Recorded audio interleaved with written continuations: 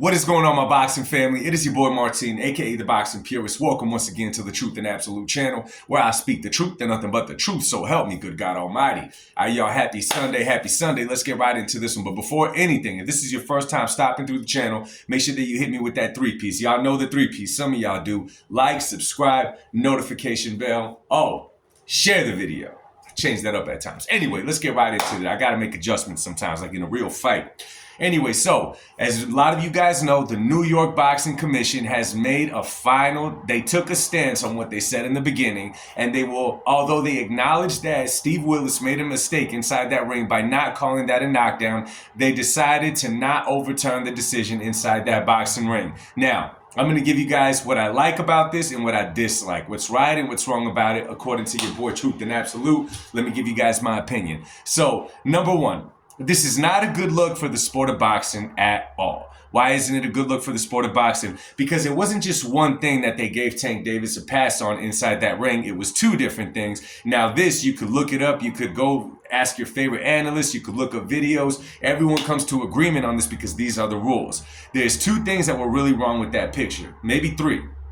One, when Tank got hit, and I get it, too many people are stuck. And let me just say something before I even get into this. Please leave your feelings at the door. Unfortunately, we're in a place in the world where one cannot even critique anything because they treat it like they're a hater of this person. They just don't like this person. It's because they're a fan of this person. It's because they wanted it to lose. Listen, there's a certain thing called truth out there that does not care about your feelings, my feelings, nobody's feeling. If the truth offends you, then perhaps this channel is not for you, and your problem isn't with me, it's with the truth. Now that I got that out the way, okay? They failed in the sense of when Tank got hit with that baby jab, I get it. It wasn't a big shot that dropped him right away. A lot of you guys don't consider that a knockdown because it didn't happen in that fashion. However, if you take a punch, doesn't matter the punch it is, and you make the mistake even of taking a knee right afterwards, it's always considered a knockdown. Nobody gets a pass. There's no such thing as timeout in the boxing game unless a referee calls it. Sometimes you see a mouthpiece fall off of someone and then the referee calls time for whatever. Sometimes they leave too much ointment on the eyes of a fighter that has a cut that they have to wipe it off, and the referee will say time, go back to your corner, and then they have to wipe it off. Those are calls made from the referee. But when a fighter, I don't care what the reason is, drops to his knee after he clearly got touched by a punch, or even if there was no punch involved, he takes a knee, that round is now going to be considered a 10-8 round all the time. All the time, that's what it's going to be considered. Number two, to go to the corner, okay, and have them take a wipe at your eyes. This is the problem with that as well. They wiped his forehead. The eye never even really got touched. Okay, if you look back at that video. The second that his corner jumped up to the ring, that should have been a disqualification. Now, many hear this out and they hear other articles and they quickly jump to their emotions. You just wanted Tank to lose. You just wanted Tank to lose. Everybody just wanted to see him beat.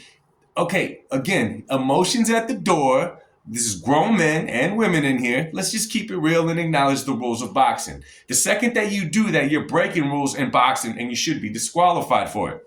I don't care if you're Tank Davis. I don't care if you're Canelo Alvarez. I don't care if you're Floyd Money Mayweather. I don't care who you are. The rules must be the one that abide in the sport of boxing. So those are three things right there. Two or three things that happen that is not a good look for the sport, because now who's to say that the next guy can't take a knee because he says he has grease in his eye? What are you going to do? Argue with him?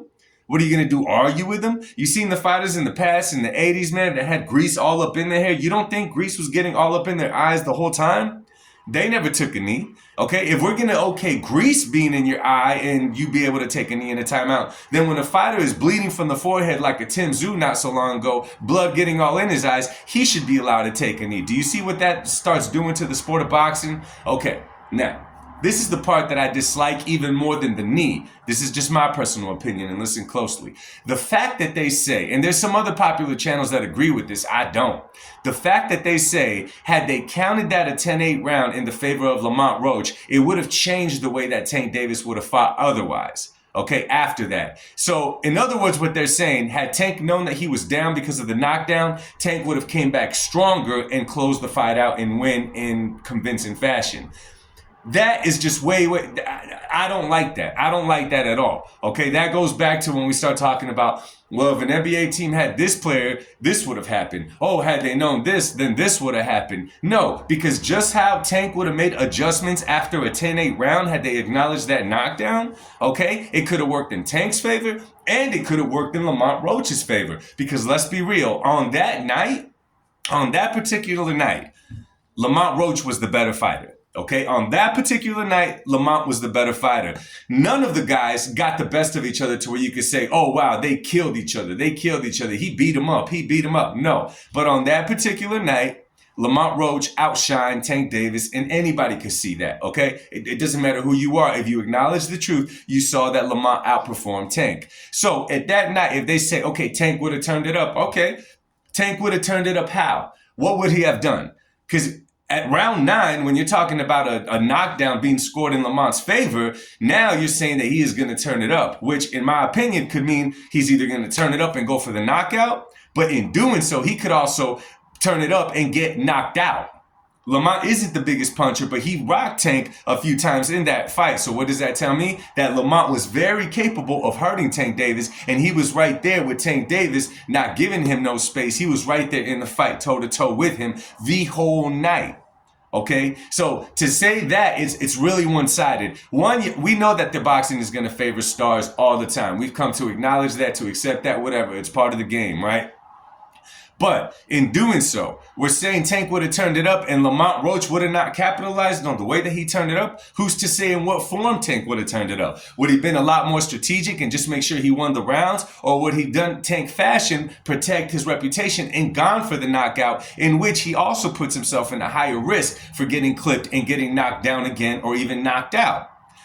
I don't like that. I don't like that. I get it. We got to favor the star, but that's too much talking about, oh, had he known? Okay, well, you got to say that to both fighters. It can't favor just one fighter. It would have favored two fighters. And the way that Lamont Roach was fighting that night, had it been scored a knockdown, who's to say that Lamont would have not turned it up off of the momentum that he was riding, that he just knocked Tank down?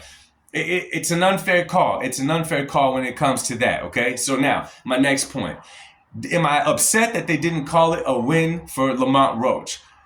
That part does not upset me that much. It upsets me in the sense that night, because listen, the better fighter out of the two, not talking about that night, the better fighter between those two guys, without a doubt, is Gervonta Tank Davis, okay? Without a doubt, the better fighter is Gervonta Tank Davis. I'll just say that right now. However, on that particular night, Lamont Roach was the better performer than Tank Davis. So if they have a rematch, who's to say that he's going to have another performance like that? You know what I mean? It's almost like a pass to Tank Davis.